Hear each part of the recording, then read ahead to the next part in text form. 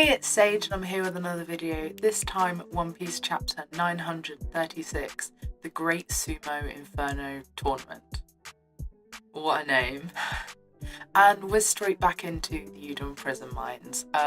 Raizo is talking to Kawamatsu, who is one of the samurai that Kinemon mentioned were worth 100 men, if you remember, earlier in this arc. And my two questions are, is he as malnourished as Hugo is? So like, he needs, you know, sustenance to be able to fight, and will he be in fighting form in time? It doesn't really matter either way because he's down to fight like an absolute legend, so it'll be really cool to see him. Next we move on to Queen, who's kind of explaining the rules of this sumo match that he wants to set up. The Great Sumo Inferno Tournament refers to a system where collars are placed around the neck of the prisoners, and then the executioners get to just storm them as much as they like with as many weapons until they finally push them out the ring and the collar sets off and the collar beheads them. So that's really similar to the slave rings that the celestial dragons use. Luffy does point that out. But it's designed to be a form of execution. You're not designed to win, so obviously Luffy is going to win because he's Luffy and that's just what's going to happen. But how he wins and how he gets out of his situation, I don't know. I guess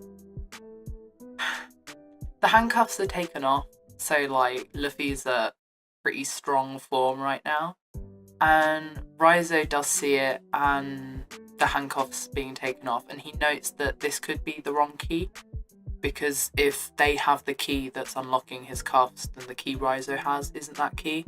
So Raizo's key could be Kawamatsu's, or it could be Kid's. Either way, mystery key. And Luffy seems like to have his sights set on Queen, like taking Queen down. Like he calls him a balloon, which is pretty funny. And it's like, if I knock you out the ring, you know, do I get to escape? Are you gonna let us escape? And he's like, no, we're gonna execute you. Like, come on now. But Luffy's not having any of it. Hugo thinks he's gonna be a disadvantage because he thinks that by them both being in the ring at the same time, obviously Luffy can't move as freely. There's less chance of Luffy being able to survive. But like, the thing is, Luffy's kind of all about protecting people sometimes from evil, and like what's happening to Hugo is categorically evil. So Luffy's gonna be in the way of it, and Luffy ain't gonna give a shit either. He doesn't mind. So that's kind of what's happening there. I think it's really cool because Luffy uses like Conqueror's Haki to put down the first group of people that attack him. I like that. I like seeing Conqueror's Haki in action. I want to see it extended. So yeah, that's what's happening there. Now Kawamatsu leads us out of the prison and says, you know, Hugo mustn't die. So Hugo is going to be so crucial. And I'm really excited to see what happens when he's out of the jail and when he is properly nutritioned, and what knock-on effect making an ally out of him will have. Now, after this, we move back to the Bathhouse. Now, in the Bathhouse, it was such a silly idea to go there, but I guess we went there anyway.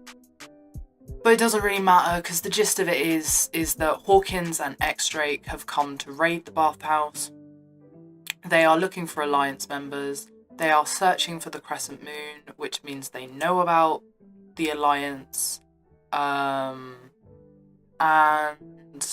someone has clearly leaked information about the plan to Kaido's crew, which is a real problem, and we'll have to see how that goes. It may be that they only know parts of the plan, it may be that they know lots of the plan. Either way, it's not good news. And to make things a little bit worse, you know, Law and Laura's been like triggered to go out and find Beppo, Sachi and Penguin, I think their names are, who are parts of his crew that have been captured. So like there's some really bad stuff happening. Now there's a really funny moment in the bathhouse which I've skipped over, where Nami just strips and everyone just takes the L. Like everyone just goes down, like nosebleeds everywhere. Then Sanji is revealed to have been there, and like, yeah, it's pretty funny. It's pretty funny if you can appreciate like ecchi humor. Ecchi humor is like quite a big part of One Piece, and not everyone's comfortable with ecchi humor. Like some people find that it's objectifying. It is, but at the same point in time, it doesn't make it less funny. So I don't know, but that's just me. And Drake collapses. Now, a few people have said that this could be due to the blood and not the women, because Drake says it's not the women I'm weak to.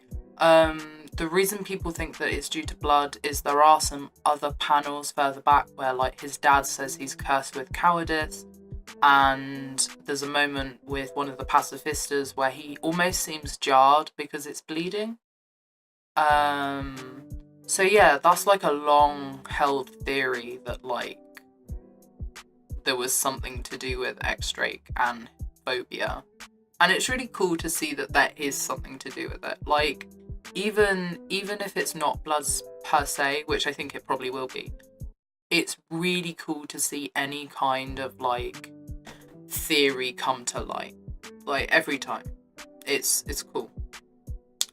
And they do recognise Sanji as Germa 66, which is probably also going to be a problem.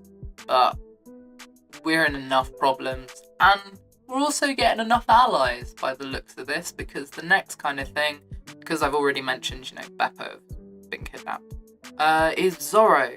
Now, Zoro is in Ringo, which is the snow-covered cemetery part of Wano, and Usui has been returned to the grave, and it's Ryuma's sword originally, it's not Zoro's sword. We got it back in Thriller Bark, and the gist of it is that the thief could be a reference to someone called Benki, and he's a historical figure who used to steal swords from an unworthy samurai. And in the tale, basically, he starts to follow the man that defeats him after his 1,000 match, where he loses. Benki then admires this samurai and chooses to follow him. So this would be really cool, you know, if Zoro does get a follower, especially if they are a strong ally. From the way that they've clashed, it looks like he's going to be strong. He doesn't look like complete fodder. It looks like they're going to have this really cool snow scene on a bridge, proper Japanese historical style fight, and I kind of like that. Now, Zoro wants to take the entire weapon collection that this thief has, because they need weapons for the Alliance. And yeah, that works for me. Like, this guy clearly knows where a lot of weapons are. Whatever happens with this fight, I'm really excited to see it. I'm really excited to see some fighty action, like some proper meaty. Oh, I think it'll be good. Man, this chapter's been good. Like, I've got to be honest. It had me hyped at many moments. I've stopped reading the spoilers altogether now, because I feel like it ruins my hype. And if I'd have read a basic summary of this chapter, I don't know if I'd have been so hyped, but reading it was good. Like, it's solid 8. So, I don't really have much else to say. There's not super loads that happened. Like, I have less notes, that's how I know less happened, but there was more show and less tell this chapter, which was really cool. So yeah, it's been Sage. See you.